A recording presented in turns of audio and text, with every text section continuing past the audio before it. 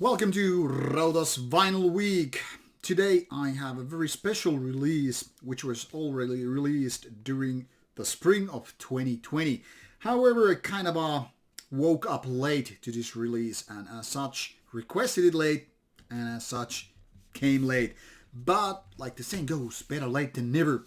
This time I have some special release called Requiem. This actually came with the kind of a cover image, this special paper, this vinyl, but it got removed with the plastic wrapping saying the legendary Celtic Frost / Triptykon Requiem performed for the first time in entirety live at Roadburn 2019 with the Metropole Orchestra. Limited gatefold LP/DVD including 180 grams LP DVD plus booklet of 12 pages, 2 posters. Wow, that's quite a deal here. To be honest, I haven't even opened the poster or booklet department yet, so I'm very, very virgin to that. You will see my initial reaction to that. But first, let's take a look at this gatefold packaging. Really neat release. Now, the reason why I skipped this one when it came out in spring 2020, May 15th or something like that, is that I'm not really a fan of live recordings in the first place. Only a few live recordings in the past have really got my attention because like they're so good. I mean, it's different when you listen to them, say, maybe with DVD, Blu-ray, and you have the visual element and all that stuff, but when it comes to listening to that only, on audio, it really bores me the shit out of me, really. Because the thing here is, most of the time for me, the studio albums do the trick. Live is special when I am present there to see the band on stage, smell the sweat and beer and all that stuff. Feel the presence. But with live recordings, when I'm just listening to it, it's usually crappier sound quality, and I don't get woohoo, that kind of a bull crap just annoys me when I'm listening to that stuff. Now, before I decided to check this one on the DVD that comes with the package, I just gave it a few spins on vinyl and just treat my ears like I am listening to any kind of album. And to be honest, I was delighted. I was positively surprised because what I was expecting was this kind of a not so good but decent quality live recording with lots of woo, go Triptykon, Celtic Frost, and all that stuff. Whereas I was like, wow, this is really, really pro sounding, and you don't hear these uploads until the very, very, very last minute or so. So it's all like studio recording in terms of quality, sound quality, vocals, and all that stuff, and you don't see or hear this presence of audience with the vinyl. It's just like, wow, it's really good. It's like studio recording, but a little bit different. And I'll get that into a bit when we see the track list. So first, let's start with the actual discs here. So this is a limited version which has this DVD. Now, I'm not a fan of DVDs when we're living in the age of 4K quality. That is what I would at least minimally require is a high quality Blu-ray, preferably even 4K Blu-ray, but obviously Blu-rays are not that common still, so you have DVDs with band releases. Now, given that this is a bonus disc, it makes a lot of sense. It's totally okay, and you don't see me or hear me complaining about it. But when I'm going for a quality release and it's only DVD and you get that stuff on your 4K screen and you can see pretty much the lower resolution, it's not exactly an eye candy thing. But as a bonus content here, the main being the vinyl, or in say the case, just live recording, it's different. So it's all good. So these 2 posters look like this. This is the first one. And like I said, I haven't seen these before, so I don't really know what to expect. Alright, a Roadburn festival poster. Really neat, gotta say. Very, very nice looking. And then we have this big ass booklet, which is telling you even more about the story here. Now, obviously, I haven't seen this booklet before. I really don't know what it's saying here, except obviously telling the track list, which is the Rex Irae, Grave Eternal, and Winter. And the first and the last tracks here are exactly Celtic Frost tracks, and the middle part, Grave Eternal Part 1 and Part 2, are the recordings made specifically this kind of a release. Here we have the orchestral lineup image laid out for you, so you can see what kind of orchestra it's going on. Not your typical small metal band. Then we have Mr. Fisher, Tom G. Warrior, being the mastermind of the band. And then we have this beautiful female artist doing the female vocals here, being one of the main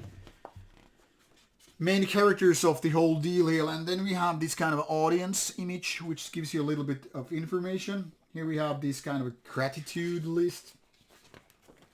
We have original Triptykon Requiem press release from November 2018, already 2 years ago. Then we have this Overture and everything else here explained with lyrics. We have the thank you photo here. And we have Triptykon discography here, you know, done nicely with covers and all. So pretty much like big overall result here in Triptykon. Gotta say, this really complements the release and is one of those reasons why you want to have something in physical format versus just listening to it on a streaming services. So let's take a look at the Metal Archive site. Those who don't know what Triptykon is, it's kind of a spin-off or successor to Celtic Frost, because for various reasons, Tom G. Warrior, even though he was a founding member, or one of the maybe the most known member of Celtic Frost, he departed that in 2008. And that's when Triptykon started to happen.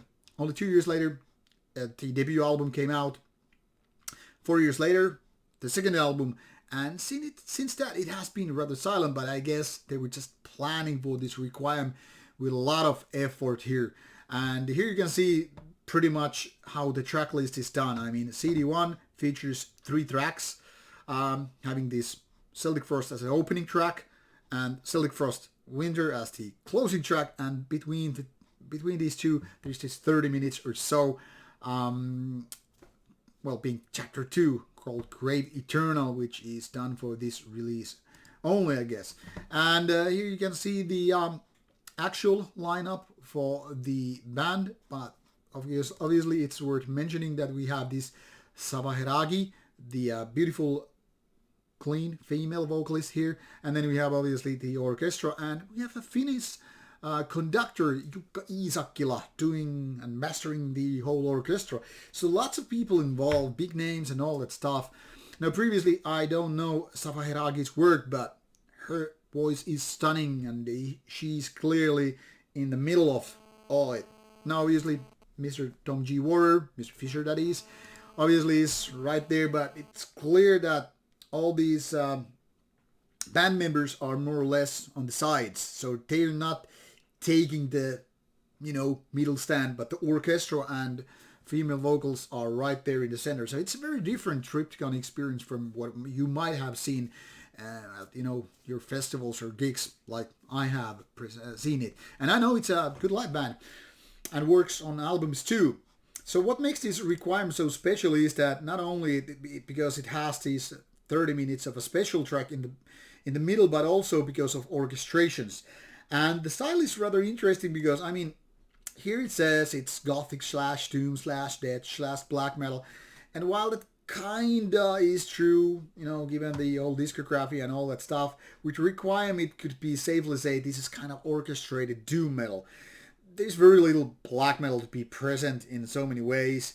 And it's kind of a gothic doom in the sense of you have lots of clean vocals, you have very deep, dark parts there and orchestrations to conjure this kind of a gothic feeling, if you will.